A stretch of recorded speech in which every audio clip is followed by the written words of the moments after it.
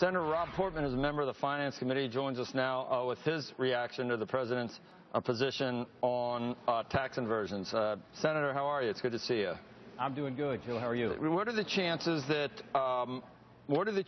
that Congress or the House would pass a bill that would just close this loophole? Is it possible that that would happen? Well, you can't really close a loophole because people are going to find, other ways to become foreign corporations, and it would be terrible tax policy, Joe. We got to reform the tax code. We got to get at the underlying problem. There are people that think they can do it the other way, though. And what I just happened to do, and I hope Andrew is listening. We tried that. We tried that a few years ago, and it didn't work. And it doesn't work because if you make it even more disadvantageous to be an American company, what's going to happen?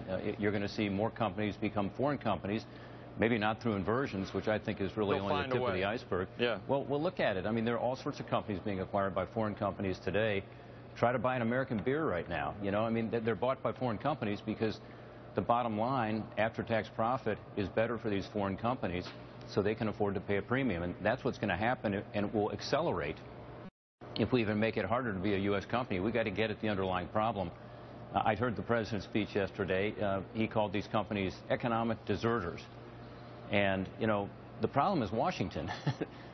In a way, these companies are economic refugees. In other words, I don't think they want to leave the United States. I think what they're saying is, hey, I can't keep my fiduciary responsibility to my shareholders and be an American company anymore, which is incredibly sad because the American tax system is so non-competitive. The rate's too high, and the international system doesn't allow us to compete effectively. So we got to look at Washington, not call these companies names. Yeah, Sorkin, I'm looking at, I don't ever expect to see this in the New York Times, and Senator Portman, I'll just reference this. The FT basically agrees with you, Andrew, that a company like Apple has benefited from U.S. innovation, the rule of law, other advantages of the American system to become globally dominant, but they didn't reach the top via philanthropy, and expecting them to change their act is quixotic. But the FT goes on to conclude that this won't fly. Just closing that loophole won't fly. I don't disagree with you. And the president, probably his advisors, they say, have argued you can't waste capital on a big tax reform because it won't happen.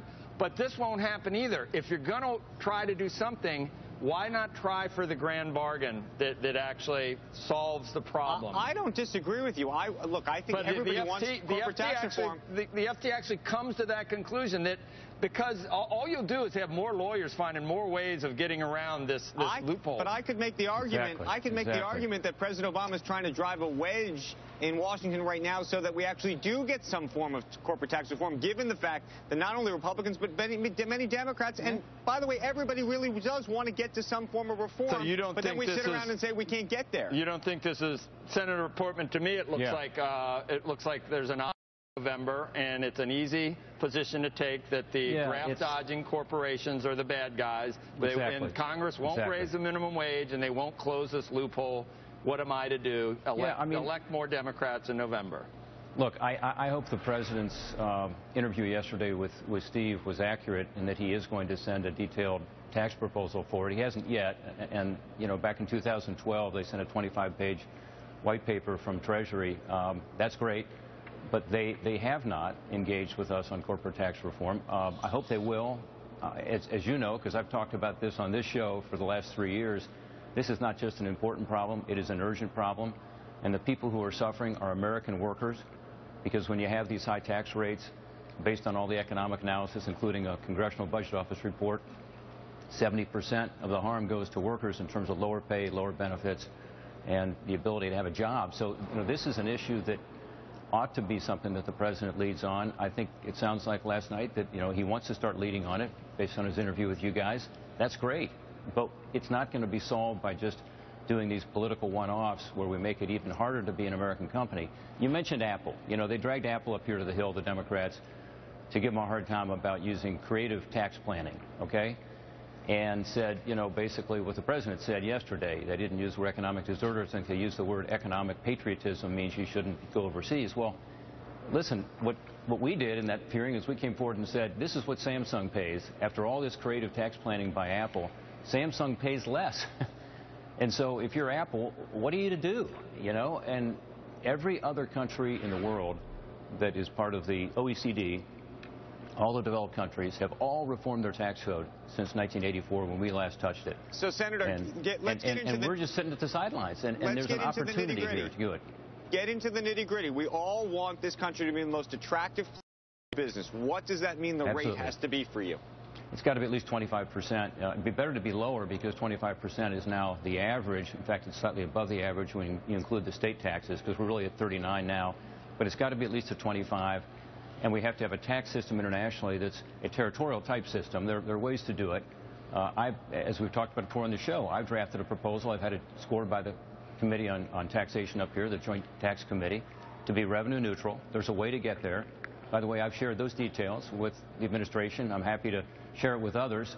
Frankly, the Democrats I talked to about it are interested up to a point, but they're looking for some cover and some support from the White House. So I think there's an opportunity here. Let's look at this as the opportunity to take advantage of a bad situation, these inversions, and actually do something to help the country move forward. And by the way, it also responds to the question that a lot of people have about why do some corporations in America not pay taxes or hardly any taxes?